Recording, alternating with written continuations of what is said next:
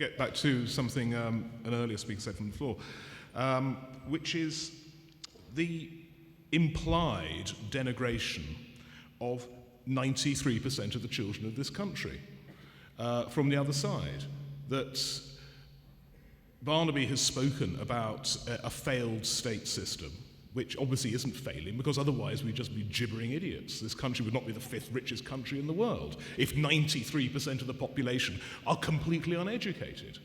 And that was the tenor of the argument I was trying to make, that in placing public schools as the sole object of aspiration for the whole of society is not allowing us to think that there is actually value in comprehensives, where even the Prime Minister's press secretary, who was educated at one himself, calls them bog-standard comprehensives.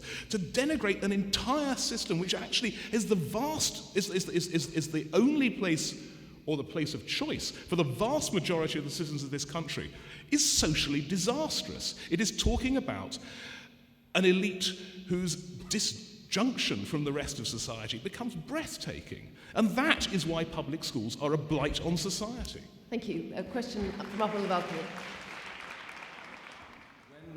When the Labour government came to power in 1997, they commissioned a study of literacy in this country, and functional literacy in particular, and found that functional literacy being defined as whether you're able to read a poster advertising a pop concert or something like that, and found that 20% of adults in this country are functionally illiterate. Now, the state started teaching primary school children at the beginning of the 20th century, so we've had virtually a century of state primary education. And the result is we have 20% functional literacy. We have children at school at 16 and they will in future be compelled to stay until they're 17 or 18, who actually can't read very well, who are going through the motions of taking A-levels. When children are kept at school, when they can't really read, they are likely to turn to gangs for their satisfaction and meaning in life. So we have an end result where we have children who are not going to achieve well in their careers, educationally, and may turn to crime. Sorry, I'm sorry to cut you short, but there are a number of people waiting. The blight on British society is not the public schools, the private schools, it is the state schools. Right, okay. Can I just wait one moment, because I'm going to take another speaker waiting up there, yeah, and then you can come back. I work in the charity sector. I sent my daughter to a state school in central London, and it was a fantastic state school. That school is oversubscribed 7 times. Every middle-class parent who possibly can moves into the area, so they're within the catchment area. And I would suggest that if the state schools were a higher level, if they were all that level, a whole load of people who wouldn't scrimp and wouldn't save and would send their kids to state school. I couldn't do the same for my son because the state schools were abysmal. So I scrimped and saved, and we sent him to an independent school. If there were more state independent, high-quality schools, I think people would pour their kids into them, and at least we've got an independent sector which sets the bar high.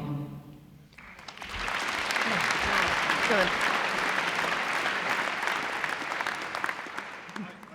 agree with that last point entirely, but also the previous comment from the floor. That's precisely the point I'm making. You cannot blame the state sector and big up the private sector by saying that 20% of people coming out of the state sector are functionally illiterate, because that means you're buying into the idea that education is a universal panacea which is applicable to absolutely everybody, and everybody will actually, if you educate them enough, reach the same level of excellence, because they won't.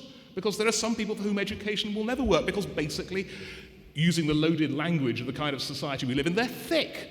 And they should have other aspirations to make them feel worthwhile and contribute to society in the way they choose and the way they actually gives them the kind of dignity which public schools sell to the people who can afford it. That's the entire point I was making about how we need to treat everybody in our society with dignity, not just the clever, not just the rich. Right. Question here, please. And then if you can quickly pass the microphone when you finish over there. Thanks. I'd like to give a point to Mr. Lennon. You said earlier that there was... I'd like to accuse you perhaps of equivocation, because you said earlier that there was a distinction between private and public schools. and yet you used the statistic that a third of those attending private schools received contribution to their fees. So I don't know if I'm accusing you wrongly, but I'd like you to just clear that up briefly. But also, fundamentally, I think it's quite a simple issue we're arguing here, and it's one highlighted as ever perfectly by Alan Bennett when he says it all boils down to the fact that is it fair? And the answer is no, it evidently is not fair that you can buy a future for your children. I came from my local comprehensive, my local sixth form, and I will not accept, I'm sorry, I will not accept that my mum, who was on a nurse's wage, could scrimp and save and send me to Shrewsbury School, which is the nearest private school to me, which incidentally is also on a hill. So I'd just like to say that no matter how hard you try, the private school sector could never, ever intake everybody from the state sector, because that's not what it's there for. It's a private company. It's a profit-making enterprise. Thank you. If you could pass the microphone across. My name is Oliver Cam. I'm the leader writer for The Times. My question is also to Barnaby Lennon. As I understood you, you argued that the public schools sustain language teaching and language graduates are crucial to economic success. I know of absolutely no evidence that this is true. I know of no study that demonstrates a link between participation rates in aggregate in higher education and economic growth, let alone in individual subjects. From that, I therefore infer two things. First, you made that up off the top of your head. And secondly, that being so, you thereby demonstrate what is wrong with the ethos of public schools. The point of language teaching is enrichment of the life of the mind, not getting and spending and training an elite. You've just undermined your own case.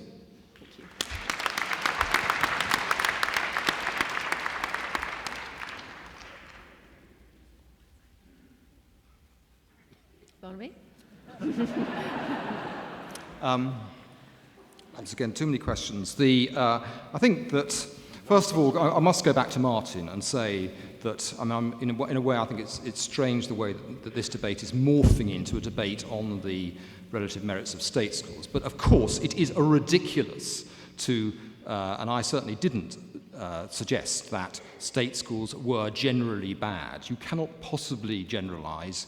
I work with a lot of state school colleagues in northwest London, and most of the state schools there are very good. But the one thing I think we possibly could agree on, and that is that the bottom 20% of pupils in this country, particularly boys, do incredibly badly by all standards, and that's a problem. And I'm certainly not claiming that independent schools, private schools, public schools, I've got no idea what the difference is between those three terms. I'm not claiming that they are superior in all ways, and I'm sure in many ways they are inferior. But and I'm certainly also not claiming that the current system is fair. But what I do feel is that in an imperfect world, the system that we've got would be no better if we handed over schools like Eton and Harrow to Ed Balls. Right, thank you. Marianne, if you look, come in quickly, and then we'll go. I was very pleased that you said that language teaching was actually about the life of the mind. I think that was the point that I was making when I was talking about the importance of language teaching in schools. And I think it's very important to see that society is about the life of the mind as well as the economic base. But I do think there's something deeply embarrassing, actually, about British culture, which is trying fitfully to play a bigger part in a European community and simply not able to communicate with European partners, whether it's economically, politically, or academically, because we have the vast majority of our students, our school students, are not sent out capable of speaking another modern European language. Okay. That is disgraceful.